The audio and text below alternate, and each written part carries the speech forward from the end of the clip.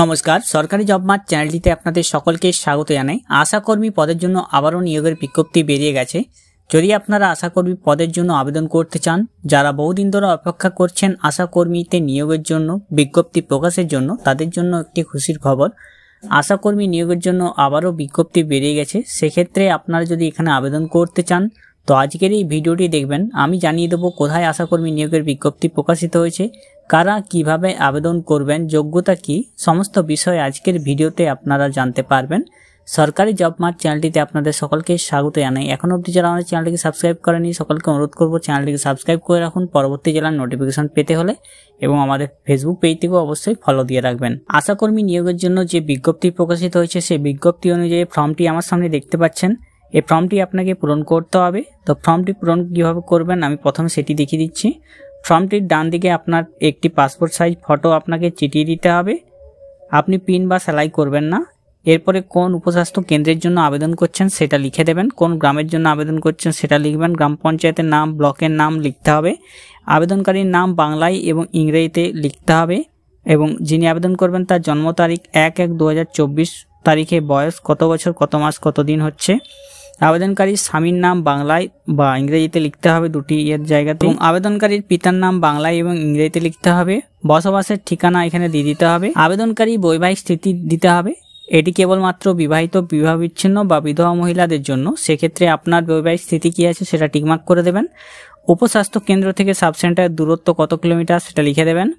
আপনি কোন জাতি সেটা টিকমার্ক করে দেবেন। জাতিগত শংসাপত্রের নম্বর ও তারিখ দিয়ে দিতে হবে। রেশন কার্ডের নম্বর বসিয়ে দেবেন। আপনার বিধানসভা নির্বাচন তালিকা অনুসারে আপনার ভোটার কার্ডের নম্বর বসিয়ে দেবেন।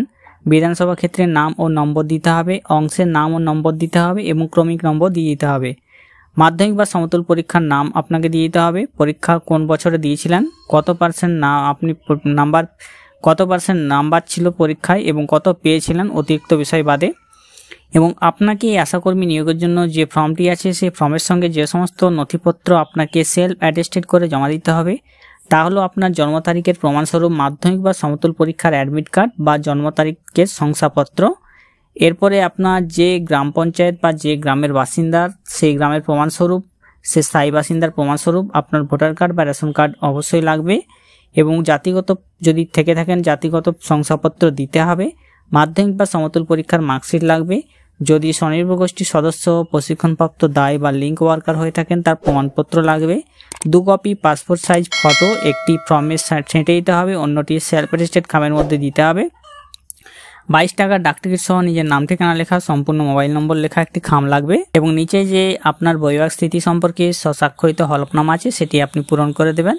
আশাকর্মী নিয়োগের জন্য যে যোগ্যতাগুলি লাগবে সেই যোগ্যতাগুলি বলে দিচ্ছি। শুধুমাত্র এখানে বিবাহিতা, বিধবা, আদালত কর্তৃক ডিক্রিমূল্যে বিবাহ বিচ্ছিন্ন মহিলারা আবেদন করতে পারবেন। যে উপস্বাস্থ্য কেন্দ্রে আবেদন করবেন ওই এলাকার সীমাবদ্ধ এলাকার স্থায়ী বাসিন্দা অবশ্যই হতে হবে, তার জন্য ভোটার কার্ড দিতে হবে। এবং এখানে বয়স হতে হবে সাধারণ প্রার্থীর বয়স 30 থেকে 40 বছরের মধ্যে, এবং যারা SC/ST আছেন তাদের 22 থেকে 40 বছরের মধ্যে। প্রমাণপত্র হিসেবে মাধ্যমিক বা সমতুল পরীক্ষার অ্যাডমিট কার্ড বা জন্ম সার্টিফিকেট প্রতিলিপি অবশ্যই লাগবে। শিক্ষাগত যোগ্যতা হচ্ছে মাধ্যমিক বা সমতুল পরীক্ষায় পাস করতে হবে, এবং মাধ্যমিক বা সমতুল পরীক্ষায় যারা পাস করবেন না, যারা ফেল করবেন তারাও কিন্তু বিবেচিত হবেন। জাতিগত শংসাপত্র অবশ্যই লাগবে। আবেদনপত্রের সঙ্গে সকল সপত্রিত প্রতিলিপি জমা করতে হবে। আবেদনকারীর নাম ডাকযোগে সম্পূর্ণ নিজের ঠিকানা লেখা 22 টাকার ডাকটিকিট সহ খামগুলি উপরের সবগুলির সঙ্গে জমা দিতে হবে। আবেদনপত্র শুরু হয়েছে 9 আগস্ট থেকে, চলবে 30 আগস্ট পর্যন্ত। 9 আগস্ট 2024 থেকে 30 আগস্ট 2024 পর্যন্ত আবেদনপত্র জমা নেওয়া হবে। আপনার আবেদনপত্র অবশ্যই রেজিস্টার পোস্টে আপনাকে পাঠাতে হবে। নিজে হাতে বা কারোর মাধ্যমে বিডিও অফিসে সরাসরি জমা করা যাবে না। এটা আপনাকে নিজের বিডিও অফিসে জমা করতে হবে রেজিস্টার পোস্টের মাধ্যমে। এখানে ব্লকের নামগুলো বলে দিচ্ছি। ব্লক অনুযায়ী এখানে প্রত্যেকটি গ্রাম পঞ্চায়েতের নাম দেওয়া আছে। মোরারই 1, মোরারই 2 ব্লকে বেরিয়েছে। ময়ূরেশ্বর 1 ব্লকে বেরিয়েছে। রামপুরহাট 1 নম্বর ব্লক, রামপুরহাট 2 নম্বর ব্লক এবং নলহাটি 1 নম্বর ব্লকে বেরিয়েছে। বীরভূম জেলার রামপুরহাট মহকুমার অন্তর্গত বিভিন্ন ব্লকের উপস্বাস্থ্য কেন্দ্রে আশাকর্মী নিয়োগের জন্য বিজ্ঞপ্তি জারি হয়েছে, যেখানে 9 আগস্ট থেকে 30 আগস্ট পর্যন্ত আপনারা আবেদন জানাতে পারবেন। ওই সমস্ত এলাকার গ্রাম পঞ্চায়েতের মহিলাদের কাছ থেকে দরখাস্ত আহ্বান করা হচ্ছে। রামপুরহাট মহকুমার মধ্যে ব্লক প্রোগ্রাম কোঅর্ডিনেটর পদে নিয়োগের বিজ্ঞপ্তি বেরিয়ে গেছে। সেক্ষেত্রে টোটাল শূন্যপদ রয়েছে এখানে 3টি। পোস্টিং হবে আপনার সাতপলসা, মোরারই এবং পাইকার এই জায়গাতে নিয়োগ হবে।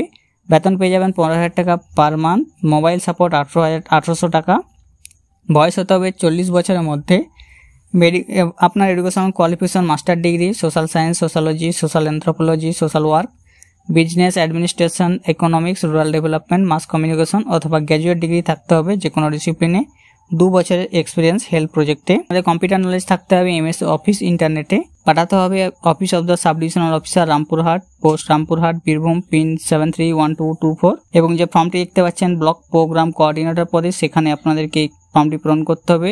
ডান সাইডে ফটো চিটিয়ে দেবেন, আপনার নাম লিখে দেবেন, ফাদার্স বা হাজব্যান্ড নেম লিখে দেবেন, অ্যাড্রেস ডিটেলস দিয়ে দেবেন, contact number, email ID, date of birth, caste, educational qualification কী আছে, এরপরে আপনার ওয়ার্কিং এক্সপিরিয়েন্স, এরপরে যে সমস্ত ডকুমেন্টস লাগবে সেগুলো টিকমার্ক করে দেবেন। নিচে আপনার সিগনেচার করে আপনাকে জমা করতে হবে। এটা রামপুরহাট, বীরভূম জেলার রামপুরহাট মহকুমার অন্তর্গত আশাকর্মী পদে ও ব্লক প্রোগ্রাম কোঅর্ডিনেটর পদে যে নিয়োগ হচ্ছে, সেখানে যদি আবেদন জানাতে চান তো আপনারা আবেদন করে নিন। যারা জানেননি তাদের মধ্যে ভিডিওটি শেয়ার করে দিন। আর আমাদের চ্যানেলে এরকম ভিডিও পেতে চ্যানেলটিকে সাবস্ক্রাইব করে রাখুন। ভালো থাকবেন, সুস্থ থাকবেন, নমস্কার।